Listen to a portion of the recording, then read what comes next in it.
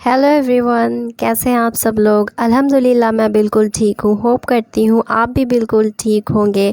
अभी बजे हैं दोपहर के 12 और आज मुझे बिल्कुल हरी सब्जियाँ खाने का मन कर रहा है, इसलिए मैं बैठ गई हूँ लेकर अपनी सब्जियों को और झटपट इसे काटूँगी और साथ में हम मिलकर बनाएंगे इसे।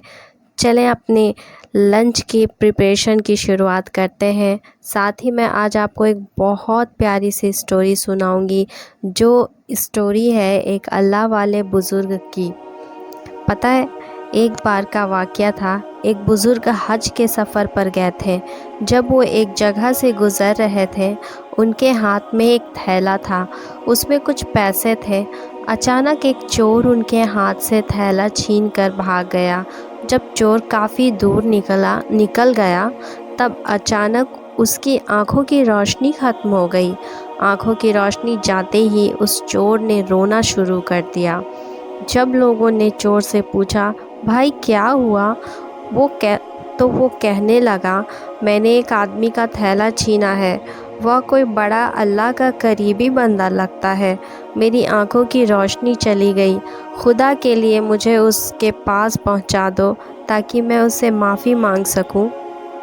जब लोगों ने पूछा कि यह किस्सा कहाँ पेश आया, ये हादसा तुम्हारे साथ कहाँ गुज़रा, तुमने कहाँ चोरी की, तो वो कहने लगा कि फ़लाँ नाई की दुकान के करीब मैंने उस आदमी के थैले को छीना था।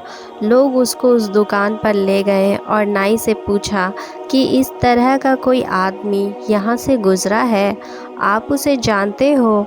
उसने कहा, मुझे उसका घर तो पता नहीं है, हाँ मगर नमाज के लिए वो आते जाते रहते हैं। अगली नमाज के लिए वो ज़रूर आएंगे, आप इंतज़ार कर लें। ये लोग इंतज़ार में बैठ गए। वह बुज़ुर्ग अपने वक्त पर तशरीफ़ लाए। लोग उस चोर को उनके पास ले गए तो उस चोर ने जाकर उनके हाथ पाँव पकड़ लिए और कहने लगे कि मुझे बिल्कुल माफ़ कर दे, मैं बहुत गुनहगार हूँ और अपने गुनाह हो गया है मुझसे, मैं बहुत शर्मिंदा हूँ। देखें, आपके थैले को मैंने चोरी किया, मेरी आँखों की रोशनी छीन गई है। आप अपने पैसे वापस ले लीजिए और मुझे माफ़ कर दीजिए ताकि अल्लाह ताला मेरी आँखें ठीक कर दें। वह बुज़ुर्ग कहने लगा, भाई तुम परेशान क्यों होते हो, मैंने तो तुम्हें बहुत पहले माफ़ कर दिया। ये बात सुनते ही चोर बड़ा हैरान हुआ। कहने लगा, हज़रत मैं तो आपका थैला छीन कर भागा था और आप कहते हैं कि माफ़ी मांगने से पहले ही माफ़ फरमा दिया है आपने मुझे। वह कहने लगे, हाँ मेरे भाई, मैंने तुम्हें माफ़ कर दिया है, मेरे दिल में तुम्हारे लिए कोई बुराई नहीं है। फरमाने लगे, मैंने एक हदीस पढ़ी जिसमें नबी करीम सल्लल्लाहु अलैहि वसल्लम ने इरशाद फरमाया कि क़यामत के दिन जब मेरी उम्मत का हिसाब पेश किया जाएगा तो मैं उस वक्त तक मीज़ान के करीब रहूँगा जब तक मेरी आखिरी उम्मती का फ़ैसला नहीं हो जाता।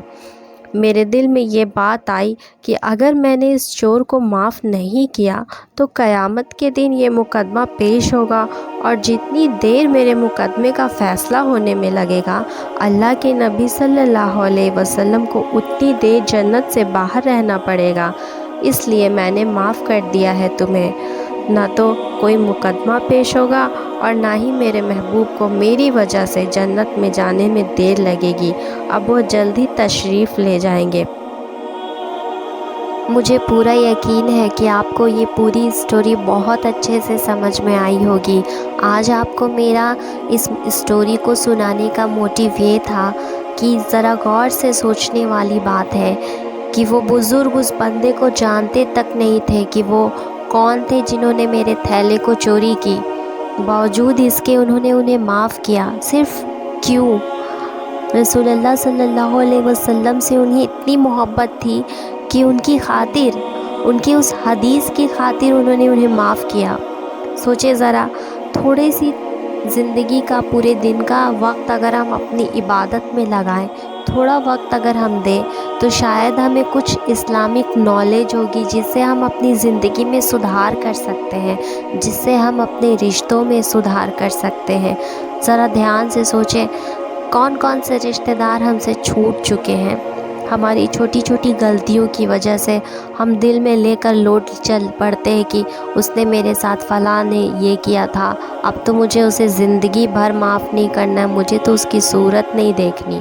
بتائیں ذرا، یہ ایسی سوچ بالکل نہیں رکھنی ہمیں بالکل ایک پازیٹیو تھنکنگ کے ساتھ ہی چلنا ہے۔ اے اللہ، تو بتا تیرے بندوں میں عزت والا کون ہے؟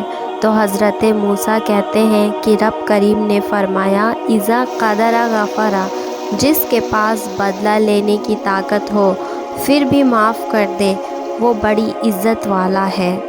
جو اینٹ کے جواب میں پتھر مار سکتا ہے باوجود اس کے وہ اسے معاف کر دے، وہ بڑا عزت والا ہے۔ تو کیوں نہ ہم رب کریم کی نظروں میں عزت والا بنے؟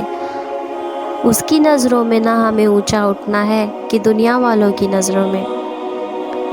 یہ زندگی ہے، اسے بس ہنستے کھیلتے ہمیں گزارنا ہے۔ جو نصیب میں ہے وہ چل کر آئے گا ہی، اور جو نہیں ہے وہ تو آ کر بھی چلا جائے گا۔ زندگی کو اتنا سیریس لینے کی ضرورت نہیں ہے، یہاں سے زندہ بچ کر کوئی نہیں جائے گا۔ یہ تو بالکل سچ ہے کہ اگر زندگی اتنی اچھی ہوتی تو دنیا میں کوئی روتے روتے نہیں آتا، لیکن پتہ ہے زندگی کا ایک میٹھا سچ یہ بھی ہے کہ اگر یہ زندگی اتنی زیادہ بری ہوتی تو اگر ہم جاتے تو ہمارے پیچھے لوگ اتنا روتے نہیں ہمیں یاد کر کے۔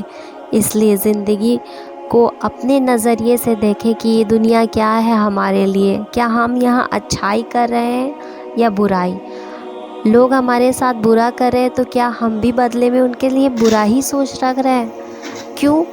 اگر ہم تھوڑی سی کوشش کر لیں کہ اس کی برائی کا بدلہ ہم اچھائی سے دیں تو شاید اس میں کچھ سدھار آ جائے، شاید وہ انسان ایک نیک راستے پر چل پڑے۔ ایک حدیث میں آیا ہے، رسول اللہ صلی اللہ علیہ وسلم نے فرمایا کہ صدقہ دینے سے بھی کبھی مال میں کمی نہیں ہوتی ہے، ٹھیک اسی طرح اگر جو بندہ کسی کو معاف کر دیتا ہے تو اللہ سبحانہ و تعالیٰ اس کی عزت کو بڑھا دیتا ہے، اور جو بندہ اللہ سبحانہ و تعالیٰ کے لیے نرمی کرتا ہے تو اللہ سبحانہ و تعالیٰ اس کے درجے کو بلند کر دیتا ہے۔ سبحان اللہ۔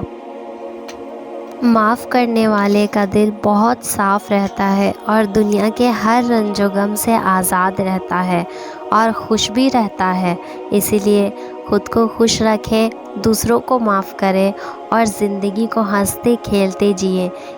امید کرتی ہوں آپ کو میرا یہ ویڈیو بہت پسند آیا ہوگا اور میری یہ موٹیویشنل اسٹوری بھی۔